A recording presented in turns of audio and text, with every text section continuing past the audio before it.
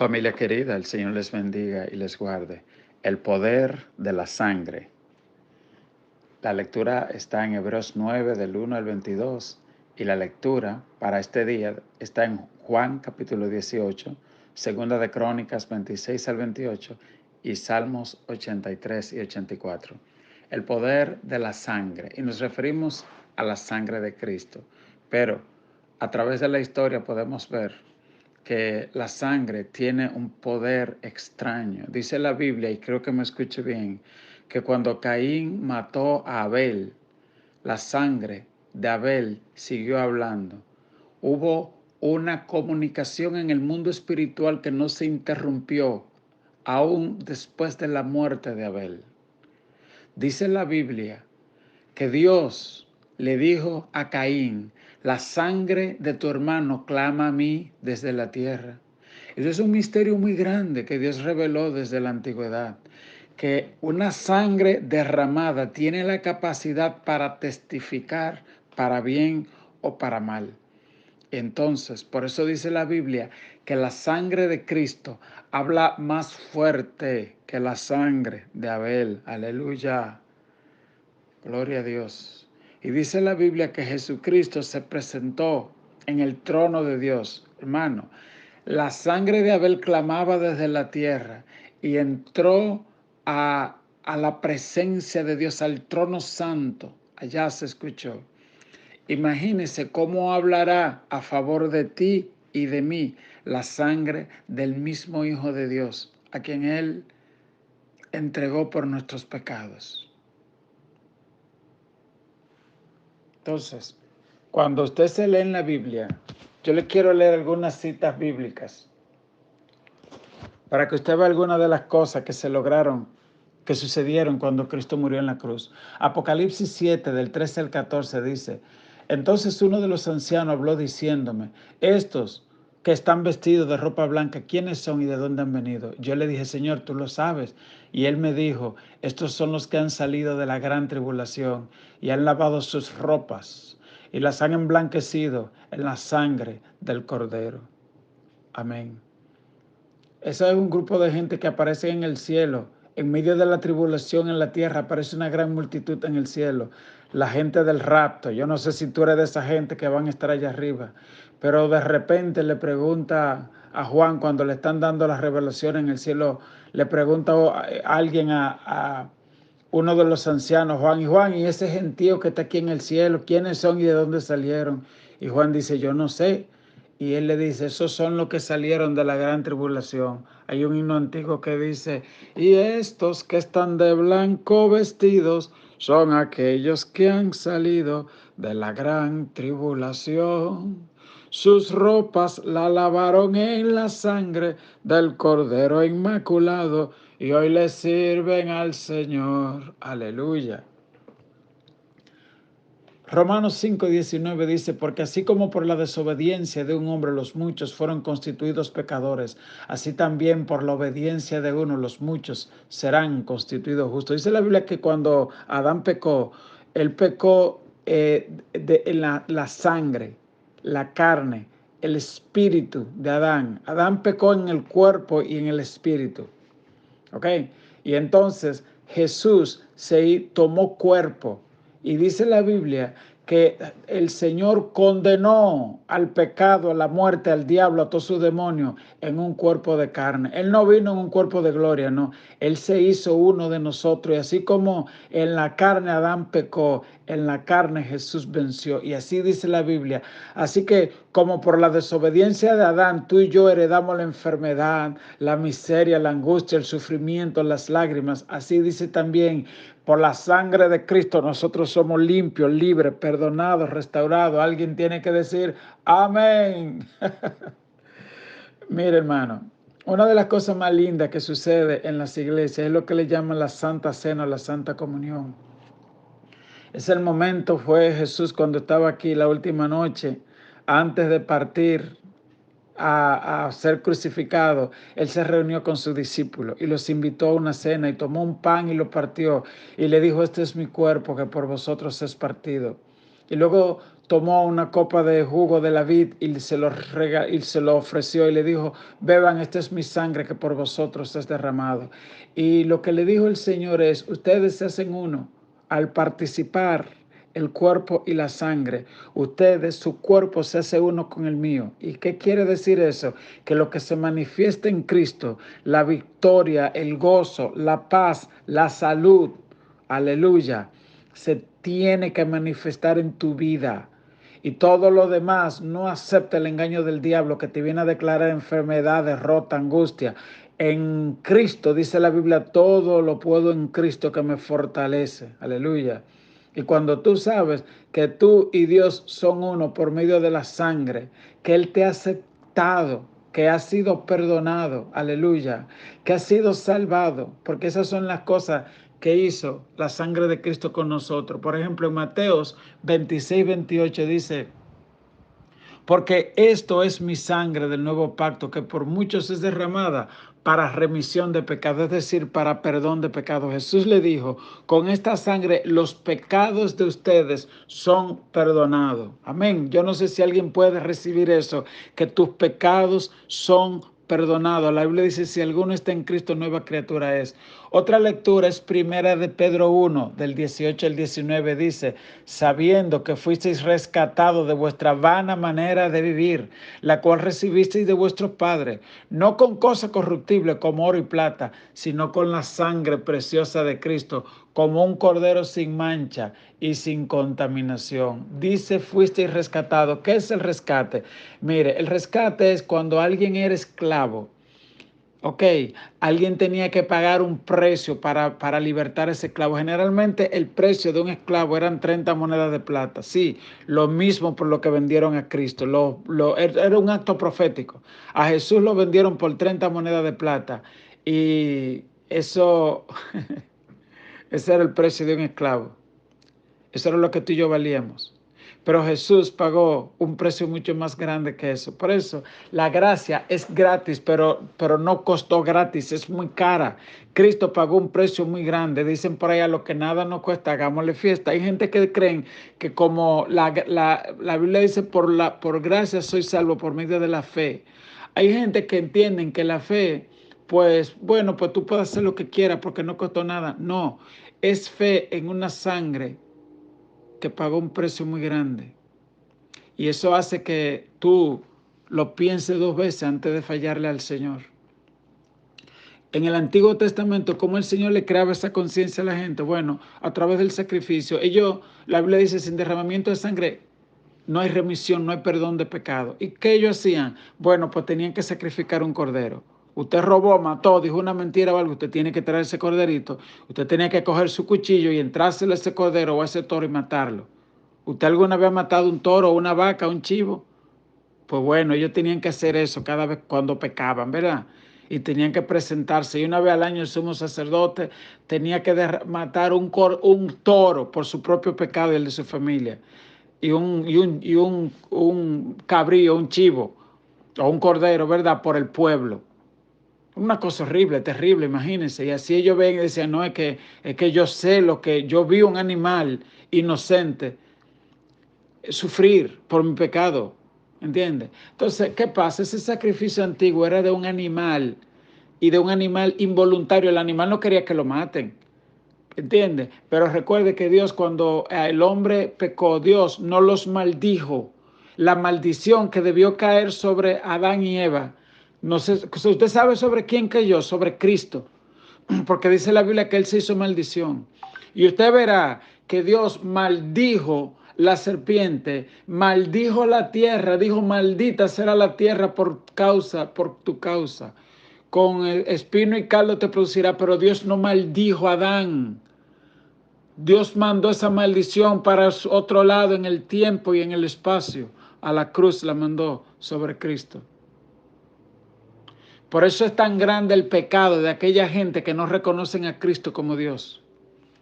Por eso es tan grande la gente, hermano, que habiendo conocido a Dios, se revela o se hace el desentendido. Y hay un momento cuando las almas, los oídos se endurecen y los corazones. Y a esas son la gente que Dios le habla en parábola. Dice la Biblia para que oyendo no entiendan y viendo no vean y se conviertan y yo los sane. Porque uno puede llegar en un momento donde el mismo cielo, donde la misma misericordia de Dios se cierra. Por eso, si oyereis sois su voz, no endurezcáis su corazón. El verso Romanos 5, del 1 al 3 dice, justificados pues por la fe tenemos paz para con Dios. ¿Qué es la justificación? Un esclavo, ya aprendimos que la sangre de Cristo pagó el precio, ¿verdad? Y no solo pagó el precio y nos sacó de la cárcel, sino que dice la Biblia, que fuimos redimidos, que pagó, que ya no le debemos a nadie, pero también nos hace recordar que no le debemos al pecado. Pero aquí ahora dice justificado pues por la fe tenemos paz. ¿Qué quiere decir eso? ¿Qué es la justificación? Cuando te llevan a un tribunal y alguien te acusa y te dice él robó, él mató, él hizo todo esto. Pero después viene alguien y paga tu fianza o alguien se entrega por ti y como alguien murió por ti, el juez tiene que decir, él está libre, déjenlo salir. ¿Y por qué? Pero él, sí, pero es que ya pagaron la fianza.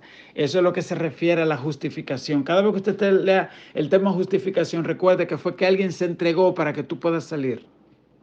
Justificados pues por la fe tenemos paz para con Dios por medio de nuestro Señor Jesucristo. Usted ve, por quien también tenemos entrada por la fe a esta gracia en la cual estamos firmes y nos gloriamos en la esperanza. En 1 de Juan 1, del 7 al 10 dice, pero si andamos en luz, como Él está en luz, tenemos comunión unos con otros y la sangre de Jesucristo nos limpia de todo pecado. Esa es otra cosa que hace la sangre, que nos limpia de todo pecado y nos da paz. Dice, oiga bien, si andamos en luz, porque si uno anda en desobediencia, entonces esa sangre, en vez de limpiar, usted sabe qué hace, que acusa. Porque, hermano, yo no me imagino. Y yo siempre pongo un ejemplo. En la cruz habían dos que morían. Uno le dijo, acuérdate de mí. A ese el Señor le dijo, hoy estarás conmigo en el paraíso. Pero al otro no le dijeron nada. El otro ya usted sabe para dónde se fue. Y así hay mucha gente que se creen que ellos son los que están buenos. Que Dios es que le tiene que estar rogando a ellos. Hermano querido, le hace Apocalipsis. Cuando Dios le dice, tú dices que eres rico y tú no sabes que tú eres un pobre, ciego, desventurado. Y si fuera dominicano, habíamos dicho raquiñoso. Porque las riquezas, a veces un trabajito, un carrito que usted se compra, una casita, le hace a usted creer que usted es la gran cosa. Y Satanás lo enreda con eso y uno empieza a creerse la gran cosa. ¿Oyó? Entonces, la Biblia dice, y a veces hace que nosotros pongamos la esperanza en la riqueza, en el trabajo, en que si yo qué, o que tengo que hacer tal cosa para que no me boten del trabajo, hacer cosas inmundas, decir mentira. Y 1 Corintios 6:9 dice, no es rey, ni los mentirosos, ni los fornicarios, ni los idólatras, ni los que se echan con varones, ni los afeminados, heredarán el reino de Dios. ¿Es esa discriminación contra los homosexuales? No, no es discriminación, porque si es así estamos discriminando a todo el mundo. ¿Y quién no habla mentira? ¿Quién no hace malos pensamientos? Pero lo primero es que todos tenemos que reconocer, la Biblia dice que todos pecamos y que la paga del pecado es muerte, que somos todos reos de muerte y que es por Cristo. Así que ponga su esperanza solo en Jesús, puesto los ojos en Jesús. Una alabanza que dice, fija tus ojos en Cristo, tan lleno de gracia y amor, y lo terrenal sin valor será a los ojos del Dios celestial. Es decir, cuando tú pones los ojos en Cristo, la cosa de este mundo se vuelve en nada. Y lo terrenal sin valor será, dice ese himno precioso. Pero si tú tienes tu esperanza y tu vista en las cosas de este mundo, entonces estás dispuesto a hacer lo que sea, a fallarle a Dios para no perder la recompensa de este mundo. Pero la Biblia dice que nuestra morada está en los cielos. La lectura de hoy en Hebreos 9 dice, ahora bien, hace un resumen, hermano, de lo que es el antiguo pacto, el nuevo pacto, y explica cómo era que estaba distribuido el tabernáculo. Se lo voy a resumir, lo voy a leer un poco rápido, pero se lo voy a resumir. El tabernáculo, el templo del Antiguo Testamento, usted recuerda el templo que hizo Salomón, pero antes de eso había una tiendecita de tela que le llamaban el tabernáculo, y tenía algunas partes. Primero tenía una verja grande por fuera, y cuando tú entrabas ahí, entonces tú entrabas al lugar santo. Imagínate cuando tú vas a la iglesia, entra al patio de la iglesia. Eso es lo que le llamaban el lugar santo. Tenías que atravesar una puerta. Y Cristo dijo, yo soy la puerta. Es decir, esa puerta por la cual tú entras al lugar santo es Cristo. Luego tú entras al lugar santo, perdón, al atrio, que David dijo, mejor es un día en tus atrios. El atrio es el patio. ¿Ok? Desde que tú entras a la casa de Dios, que tú vas por el patio, tú entraste ya a un lugar especial. Le llaman el atrio, los atrios de la casa de Dios. Uno dice, no, eso es el parqueo, eso no es ningún parqueo, esos son los atrios de la casa de Dios. Y ahí ya hay ángeles paseándose. Ahí hay gloria regada ya desde que tú entras al patio, al atrio. Y luego viene el lugar santo. El lugar santo, vamos a suponer, es donde se sienta hoy la gente en una iglesia. Y luego está el lugar santísimo, que digamos donde está el púlpito, pero eso antes no se veía, estaba cerrado con una cortina muy gruesa que ni siquiera unos caballos podían partirla, enorme. Entonces, en el lugar santo, aquí explica la Biblia las cosas que habían, dice, había un candelabro, había una mesa de la proposición de los panes, de la proposición de los panes del pacto. Y luego dice, y detrás de la cortina estaba lo que le llamaban el lugar santísimo, que ahí estaba el arca del pacto. Era un lugar especial donde el sumo sacerdote entraba solamente una vez al año. No se podía entrar más. Ahí estaba la misma presencia de Dios. En el lugar santo sí que entraba el sacerdote todos los días. Y se ofrecía incienso, y se ofrecía un cordero en la mañana y otro al caer la tarde. ¿Ok? Y por ejemplo, cuando en la iglesia hoy cantan alabanza, o usted lo hace en su casa, esas alabanzas es como el incienso que se quemaba, una ofrenda especial fragante que perfumaba el tabernáculo. Así perfuma tu casa y la casa de Dios una alabanza, un corazón agradecido. ¿Ok? Ese es el significado de todo eso. Y la lámpara que había y el candelabro, que era la única luz que había ahí, eso representa a Cristo. Cuando tú perfumas la casa de Dios con tu alabanza, dice la Biblia, donde se reúnan 2 o 3 en mi nombre, donde se alaba la presencia de Dios. Dice que Él habita en medio de la alabanza de su pueblo. Cuando tú alabas, perfuma tu casa, la casa de Dios con alabanza, el candelabro que representa la luz de Cristo, la presencia de Cristo se manifiesta. Por eso tú ves como que cambia el ambiente cuando tú adoras a Dios. Alaba a Dios. Aleluya. Ay, santo, acostúmbrese por la mañana cuando usted se levanta, pone alabanza en su casa, que la primera gente que de una vez lo primero que van es a ver lo que dice el periódico y a ver lo que dice la cosa. Mire, lea el periódico del cielo primero, mira a ver lo que dice Jehová. Levántese temprano y busque la presencia de Dios. Amén. Así que voy a tratar de explicarle esto. Hebreos 9, 1 al 22 dice, ahora bien, el primer pacto tenía ordenanzas de culto y santuario terrenal, porque en el tabernáculo estaba dispuesto así. En la primera parte, llamado el lugar santo, estaban el candelabro, la mesa y los panes de la presencia, o de los panes de la proposición. Tras el segundo velo, recuerda que yo le dije que había primero un lugar santo y un lugar santísimo. Tras el segundo velo estaba la parte del tabernáculo llamado el lugar santísimo, el cual tenía un incensario de oro y el arca del pacto cubierta de oro por todas partes, en la que estaba una urna de oro que contenía el maná, la vara de Aarón que reverdeció y las tablas del pacto. Le explico brevemente. El cuerpo humano, recuerde que la Biblia dice que nosotros somos templo del Espíritu Santo. El cuerpo humano es un tabernáculo, es un templo. Tiene 3 partes también, así como había atrio, lugar santo y lugar santísimo. El atrio es el cuerpo, la carne es el atrio. Y entonces tú ves, mejor es un día en los atrios. Entonces los atrios, el cuerpo, dice la Biblia, no está hecho para la fornicación ni para el pecado, está hecho para la alabanza. Porque acuérdese que usted y yo morimos en la cruz con Cristo y este cuerpo está hecho para alabar a Dios, para predicar, para transportarnos de un lugar a otro, para servirle a Dios. Eso es el lugar, el atrio. Luego viene el lugar santo, que es la parte, el alma, representa el alma. ¿Ok? Por eso la Biblia, todo mi ser, espíritu, alma y cuerpo, dice la Biblia que alabe al Señor, todo lo que respira alabe al Señor. Entonces viene el alma y luego está el lugar santísimo que es el espíritu, la parte espiritual.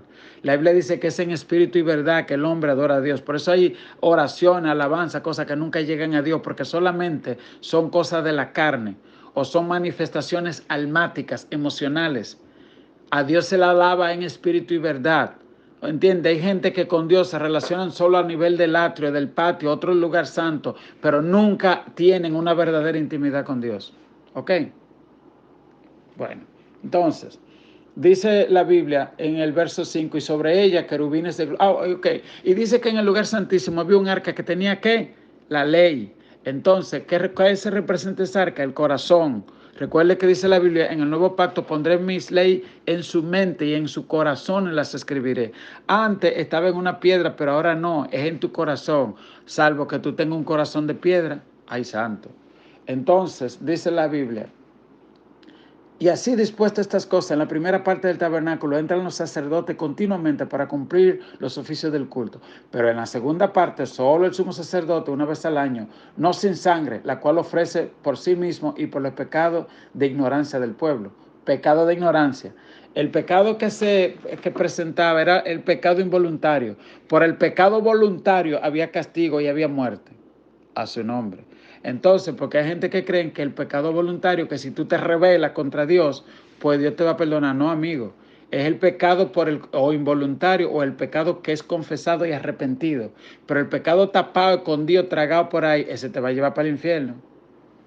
Ok, entonces dice el verso 9, lo cual es símbolo para el tiempo presente, según el cual se presentan ofrendas y sacrificios que no pueden hacer perfecto en cuanto a la conciencia al que practica este culto, ya que consiste solo de comidas y absoluciones y ordenanzas hasta el tiempo de reformar las cosas. Es decir, lo que está diciendo el antiguo pacto hacía esta cosa, pero en realidad era una ilustración de lo que iba a ser el ministerio de Cristo. El verso 11 dice, pero estando ya presente Cristo, sumo sacerdote de los bienes venideros, por el más amplio y más perfecto tabernáculo, no hecho de manos, es decir, no de esta creación, y no por sangre de machos cabríos ni de becerro, sino por su propia sangre, entró una vez para siempre en el lugar santísimo, habiendo obtenido eterna redención. Lo que dice es que como el sumo sacerdote entraba aquí una vez al año y obtenía perdón por un año, dice Cristo no, Cristo entró no en un santuario de tierra, sino en el cielo, no con sangre de un animal, sino con su propia sangre, y la redención, el perdón que obtuvo fue eterno.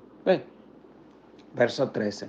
Porque si la sangre de los toros y de los machos cabríos y de la ceniza de la becerra rociada a los inmundos santificaban para purificación de la carne, oiga qué cosa más bella, cuánto más la sangre de Cristo, el cual mediante el Espíritu eterno se ofreció a sí mismo sin mancha a Dios, limpiará vuestras conciencias de obras muertas para que sirváis al Dios vivo. Así que por eso es mediador de un nuevo pacto, para que interviniendo muerte por la remisión de las transgresiones que había bajo el primer pacto, los llamados reciban la promesa de la herencia eterna. Porque donde hay testamento es necesario que intervenga muerte del testador, porque el testamento con la muerte se confirma, pues no es válido entre tanto que el testador vive. De donde ni aún el primer pacto fue instituido sin sangre, porque habiendo anunciado Moisés todos los mandamientos de la ley a todo el pueblo, tomó la sangre de los becerros, de los machos cabríos con agua, lana, escarlata y hisopo, y roció el mismo libro y también a todo el pueblo, diciendo, esta es la sangre del pacto que Dios ha mandado. Y además de esto, roció también con la sangre el tabernáculo y todos los vasos del ministerio, y casi todos purificados según la ley con sangre. Escuche esto, y sin derramamiento de sangre no hay remisión de pecados. Amén. Este es el devocional de hoy. Que el Señor te bendiga, el Señor te guarde, el Señor te cubra con su sangre, como así fue cubierto el pueblo de Israel cuando salía de Egipto, y la muerte y la enfermedad no pudo entrar. Señor, oro hoy sobre tu pueblo, sobre todo el que esté escuchando este devocional. Lo cubro con tu sangre, Jesús. Tu sangre que perdona, que limpia la conciencia, Señor. Que no seamos de apariencia, sino de conciencia, limpios por tu sangre. Gracias por lo que hiciste en la cruz. Ayúdanos siempre a recordar y a ser agradecidos en tu nombre. Amén y amén.